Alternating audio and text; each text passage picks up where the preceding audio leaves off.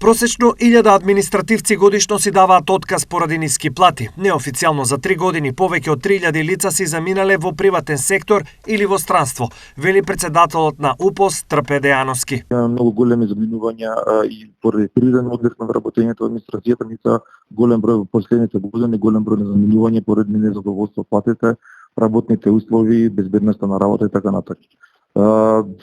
Јас можам да ги разберам луѓето што заминуваат, најжалосно што разминуваат стручни лица со голем стаж во администрацијата и веќе сите тие кадри што други доаѓаат многу малку, не може да ги потполнат тие работни места од кои што заминале стручни и образовани лица. За сега синдикалците и владините представници немаат постигнато договор на Социјално-економскиот совет за можно зголемување на платите во администрацијата. За министерот за финансии Фатмир Бесими, сосема е легитимно барањето на вработените во администрацијата за зголемување на платите. Разговорот со синдикатите од јавниот сектор е постојан разговор во рамките на Социјално-економскиот совет и нивните барања се сосема легитимни.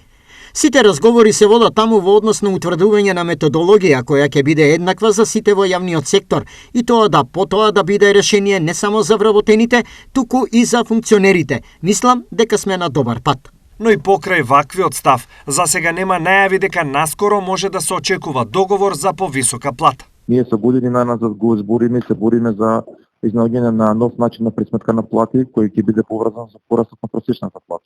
Еве седнуваме со владата, збориме за тоа на економско-социјалниот совет, поготоа за склучување на општиот колективен договор и се надеваме дека веќе ќе има некаков слух да се потпише тој колективен договор во кој што ние бараме големо зголемување на платите, како што тоа се случи со функционерите.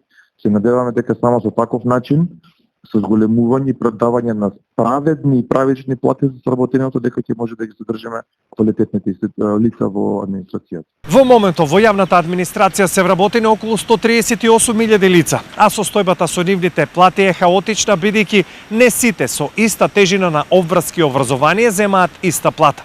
Напротив, некои се уште се или на минималец или на помалку од него.